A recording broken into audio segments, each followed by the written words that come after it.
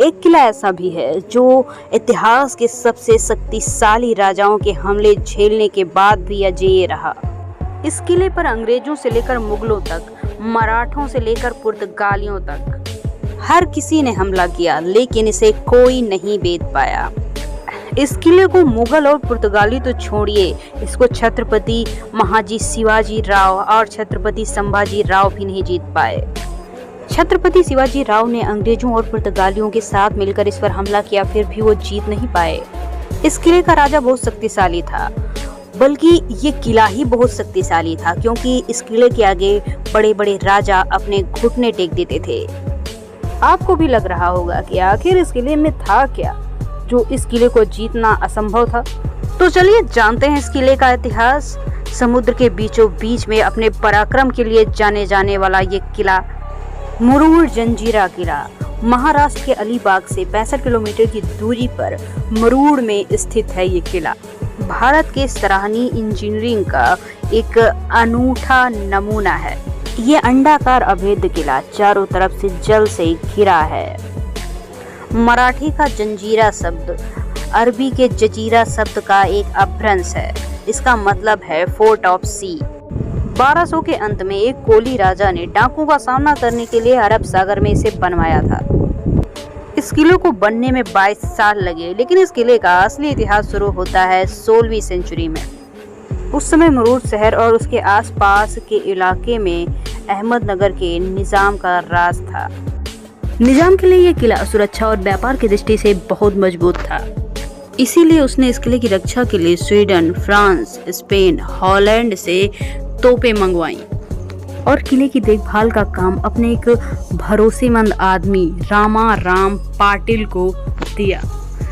किला तोप की वजह से और भी सुरक्षित हो गया। जब किला और भी सुरक्षित हो गया तो रामा राम ने निजाम के खिलाफ बगावत शुरू कर दी और अपना राज जमा लिया, और निजाम को ये बात नागवार लगी। इसके बाद उसने अपने एक भरोसेमंद आदमी पीरम खान को जंजीरा पर वापस कब्जा लेने के लिए भेजा। वो बहुत चालाक योद्धा था, लेकिन जब वो इस किले को फतेह करने गया तो काफी दिनों तक तो उसे हवा तक ना लगी। पीरम खान की भटकने की वजह थी इस किले की मजबूत रक्षा प्रणाली। इसकी पहली रक्षा परत थी इसके चारों तरफ फैला हुआ पानी। अगर किसी दुश्मन को इस किले को भेदना होता था तो सबसे पहले उसे एक उन्नत जल परिवहन की व्यवस्था करनी होती थी। उस टाइम में काम काफ़ी मुश्किल होता था, लेकिन किसी तरह अगर कोई विरोधी ऐसा कर ले जाता था तो अब उसके लिए के दरवाजे को भेदना बाकी था। इसका प्रवेश द्वार भी काफ़ी भूल भुलैया था। शत्रु को तभी दिखता था जब वो एकदम नज़दीक आ जाए, और अब जब दुश्मन नज़दीक आ जाता था तो किले के अंदर मौजूद तोपों से उस पर हमला किया जाता था। इन तोपों से किसी भी दुश्मन का बच पाना नामुमकिन था, तथा इस किले की बाहरी दीवारें ग्रेनाइट की बनी हुई थी। इसलिए सिर्फ बल के दम पर इस किले को तो बिल्कुल नहीं जीता जा सकता था।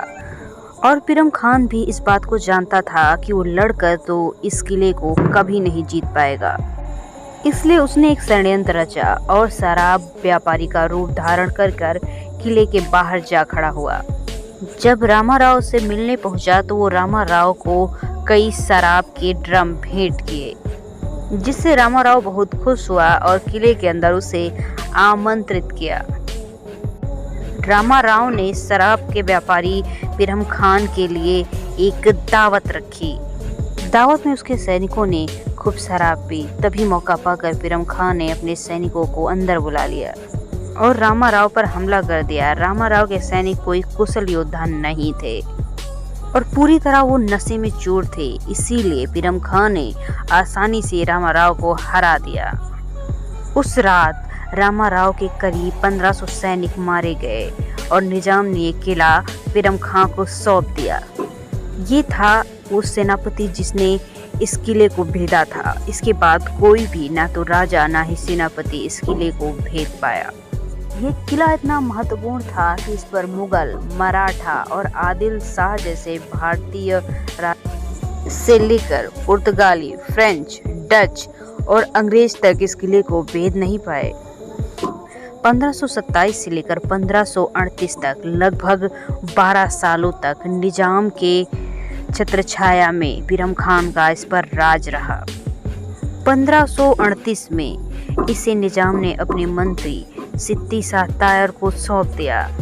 1565 में सिद्दी कुरान खान ने इस पर कई सारे बदलाव कराए, लेकिन 1618 में इसे सिद्दियों के राजा सिद्दी मलिक अंबर को सौंप दिया।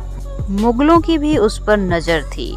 जब अहमदनगर पर अकबर ने हमला किया तब उसने जंजीरा को जीतने की कोशिश की, लेकिन वो नाकामयाब रहा। सबसे आवश्यक मोड़ आता है 1655 में, जब इसका फतेह खान मंत्री बनता है। छत्रपति शिवाजी राव की अगुवाई में मराठे बहुत तेजी से भारत में फैल रहे थे। शिवाजी महाराज को जब इस किले के बारे में पता चलता है तो उन्होंने भी इस किले पर आक्रमण किया और फिर 1677 में शिवाजी राव महाराज ने फिर से एक बार इस किले पर हमला किया। इसके बाद शिवाजी ने इस किले को चारों तरफ से घेर लिया और किले में रसद की कमी हो गई थी। फिर फतेह खान के पास हार मानने के अलावा कोई चारा नहीं था और फिर पुर्तगालियों ने उनकी मदद की, लेकिन फिर भी महाराज शिवाजी राव की सेना इतनी बड़ी थी कि फतेह खान मराठों को ये किला सौंपने को तैयार हो गया। लेकिन ऐन वक्त पर उसके सरदारों ने उस पर बगावत कर ली और उसे कैद कर लिया और उनके सरदारों ने मुगलों से मदद मांगी और इस तरह छत्रपति शिवाजी को एक बार फिर से लौटना पड़ा। उन्होंने पुर्तगालियों और अंग्रेजों के साथ मिलकर भी इस किले को जीतने की कोशिश की, लेकिन वो अब भी नाकामयाब रहे। शिवाजी महाराज की ताकत तेजी से बढ़ रही थी और वो दोबारा इस किले पर आक्रमण भी करने वाले थे, पर 1680 में शिवाजी महाराज इस दुनिया को छोड़कर चले गए। उसके बाद उनके बेटे छत्रपति संभाजी महाराज भी गद्दी पर बैठते हैं। वो भी जंजीरा को जीतना चाहते हैं, लेकिन उन्हें भी नाकामयाबी की हाथ लगती है। इसके बाद संभाजी महाराज जंजीरा से 8 किलोमीटर की दूर में 22 एकड़ में फैला पद्म दुर्ग बनवाते हैं और ये भी जंजीरा जितना शक्तिशाली था। संभाजी की मृत्यु के बाद उनके सेनापति कान्होजी आगरे भी कई सारे किले जीतते हैं, लेकिन वो भी जंजीरा को जीतने में नाकामयाब रहे। पुर्तगालियों ने भी इस किले पर राज करने का सपना देखा, लेकिन उनका ये सपना कभी भी पूरा नहीं हो पाया। इसके बाद 1818 में नवाब सिद्दीकी के साथ ये किला भी अंग्रेजों की शरण में चला जाता है। फिर भारत के आज़ाद होने के बाद ये किला भारत के कब्जे में आ जाता है।